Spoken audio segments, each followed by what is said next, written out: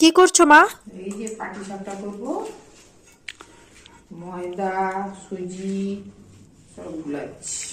না, সুজি সুজি দিব, দিলে। আচ্ছা, এরপর ময়দা। ময়দা দেবো, কিসের পাটিসাপটা? গুড়ের। মা কলকাতায় প্রথমবার আমাদের বাড়িতে এসেছে, এসে আমাদেরকে গুড়ের পাটিসাপটা করে খাওয়াবে, তাই না মা? একদম মায়ের হাতের পিঠে বলে উফ অসাধারণ। কি দিচ্ছ? গুড়, গুড়ের পাটিসাপটা।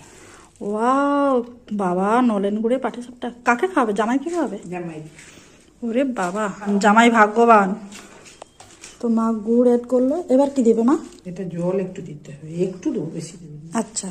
কেমন যেন তো বন্ধুরা, তোমাদের আবার আজকে একটা নতুন রেসিপি জানিয়ে দিলাম, গুড়ের পাটিসাপটা। তো তোমরা কে কে জানতে এবং কে কে জানতে না আমাকে কিন্তু কমেন্ট করে জানিও। যারা জানতে না তারা কিন্তু বাড়িতে এভাবে করে খেতে পারো, খুব দারুণ টেস্টি হয়, দারুণ লাগে খেতে। তো চলো বন্ধুরা, আবার আমি হাজির হবো একটা নতুন রেসিপি নিয়ে। তোমরা প্লিজ আমার পাশে থেকো, সাবস্ক্রাইব করো। টাটা।